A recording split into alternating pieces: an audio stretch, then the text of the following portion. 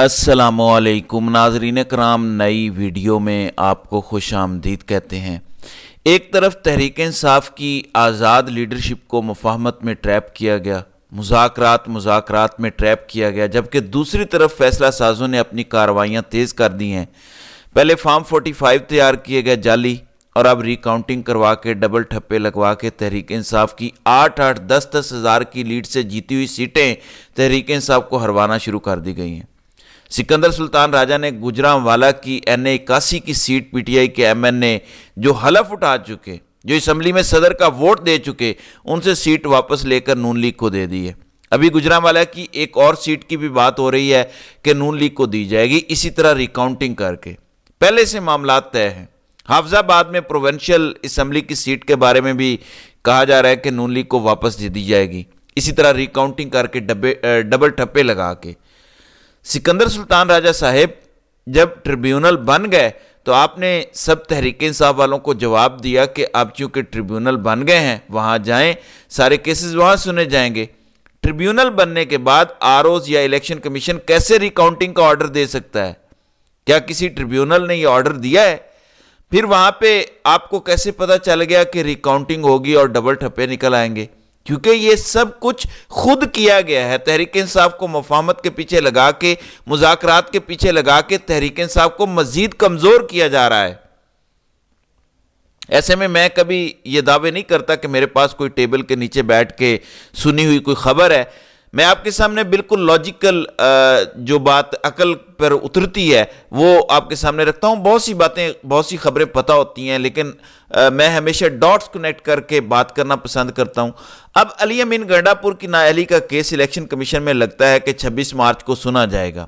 अगले ही दिन अली अमीन गंडापुर फौरन भागे भागे पहुंच जाते हैं, शहबाज शरीफ से मुलाकात करते हैं।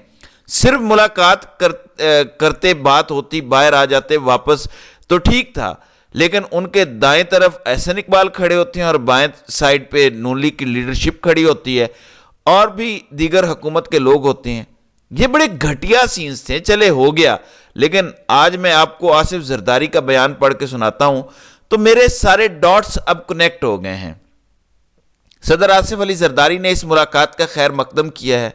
सदर मुमलिकत का वज़ीर आज़म शहबाज शरीफ और वज़ीर आला खैबर पख्तूनख्वा अली अमीन गंडापुर के माबैन मुलाकात का खैर मकदम। वज़ीर आज़म और वज़ीर आला खैबर पख्तूनख्वा के माबैन मुलाकात अहसन शुरुआत हैं।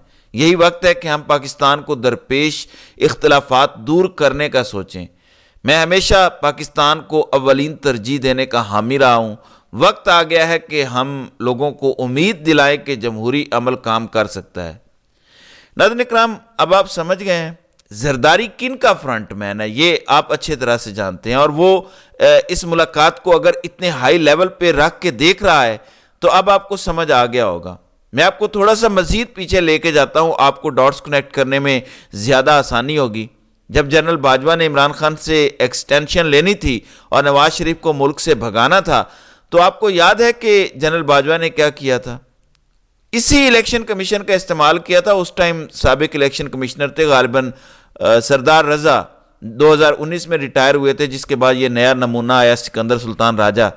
तो एक तरफ नवाज शरीफ के बाहर जाने के मामलात थे, एक तरफ फजलुर रहमान का धरना था, एक तरफ एक्सटेंशन के मामलात चल रहे थे। तो अचानक इलेक्शन कमीशन ने तहरीक इंसाफ का ममनुआ फंडिंग का केस रोजाना समाअत के लिए मुकर्रर कर लिया था। तब इस तरह तहरीक इंसाफ को ब्लैकमेल करके एक्सटेंशन भी ली गई, नवाज शरीफ को भी बाहर निकलने में पूरी मदद फराहम की गई और यह धरने वगैरह से भी दबाव डाला गया। तो हमेशा ऐसा होता है।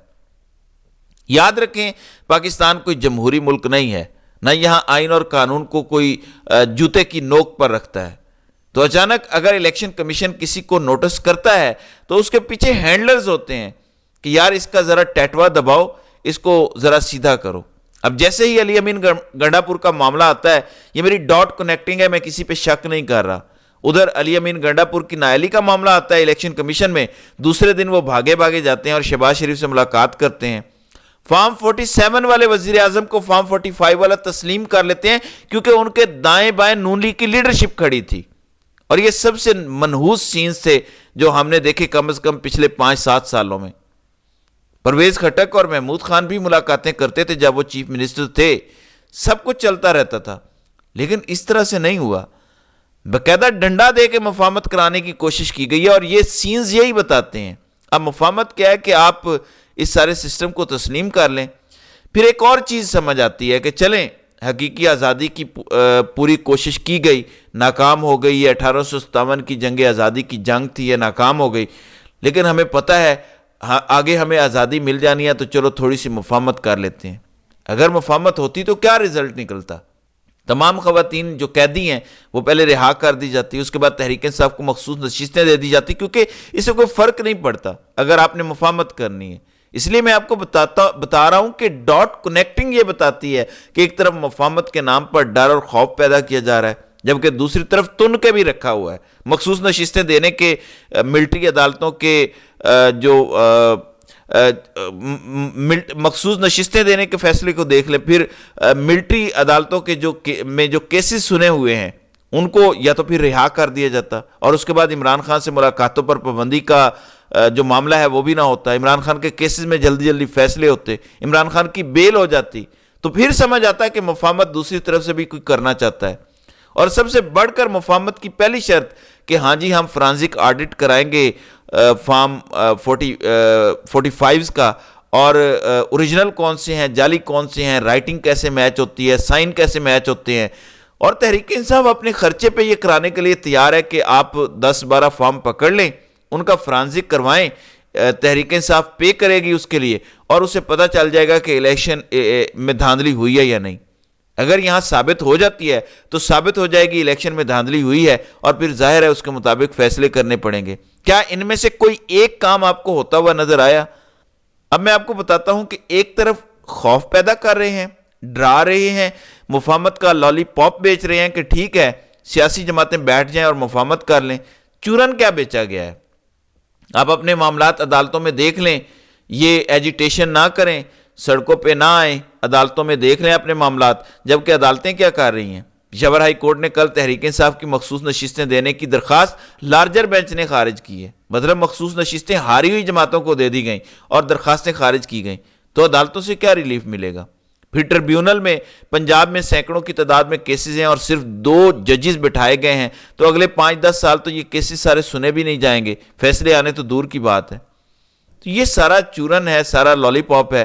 دوسری طرف ان کے منصوبے کیا ہیں وہ بھی میں آپ کو بتا دیتا ہوں۔ ناظرین اکرام، جو نیا انہوں نے ایک عجوبہ باہر سے امپورٹ کیا ہے، جو ڈچ سٹیزن ہے، وہ کہتے ہیں کہ ہم نے اب ایک لمبا IMF سے پروگرام لینا ہے، یعنی 3-3.5 سال کے پروگرام سے بھی کوئی لمبا 5-10 سال کا پروگرام IMF سے لینا ہے۔ IMF تو دے دے گا، ہم تو پہلے ہی کہہ رہے ہیں کہ رجیم چینج سازش کے پیچھے جو قوتیں ہیں وہ ان کو دیں گی پروگرام، وہ ان کو دیں گی پیسہ، وہ آپ کو سرو کریں گی ہر طرح سے جیسے آپ کہیں گے، کیونکہ آپ نے ان کا کام بڑا کیا ہے، آپ نے پاکستان کو ریاست مدینہ کی طرز پر جو بننے کا رستہ تھا اسے دور ہٹانے میں مدد کی ہے۔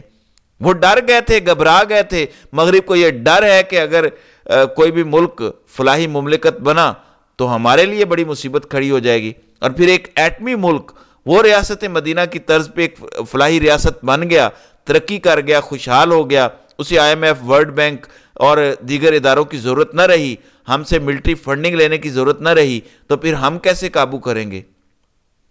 پھر تو یہ ملک سب کچھ کر سکتا ہے۔ تو وہ رستہ روکنے میں آپ نے مدد کی ہے، آپ کو پوری سپورٹ ملے گی، لیکن تحریک انصاف کی لیڈرشپ جو گھبرا گئی، جب 8 فروری آپ جیت گئے تھے الیکشن، تو الیکشن جیتنے کی خوشی میں ہی آپ کال دے دیتے لوگوں کو کہ جیت کی خوشی میں سارے باہر نکل آئیں، ہم جیت گئے ہیں، عوام سڑکوں پر نکل آتی، ہر لیڈرشپ سبھی کو RO کے دفتر لے جاتی، آپ اپنے نتائج بچا لیتے، آپ نے وہ موقع ضائع کیا۔ پھر اس کے بعد آپ کو بار بار بہت سے لوگوں نے بتایا کہ فارم 45 جعلی بنائے جا رہے ہیں، وہ تبدیلیاں کر رہے ہیں، تب بھی موقع تھا، تب وہ گھبرائے ہوئے تھے، سسٹم کو شوق لگا تھا، خود ان کے اپنے ٹاؤٹس بتا رہے ہیں کہ 8 فروری کو سسٹم کو بہت بڑا دھچکا لگا جس طرح عوام نے ووٹ دیا، وہ گھبرا گئے تھے، ان کی ٹانگیں کانپ رہی تھی کہ کیا ہوگا۔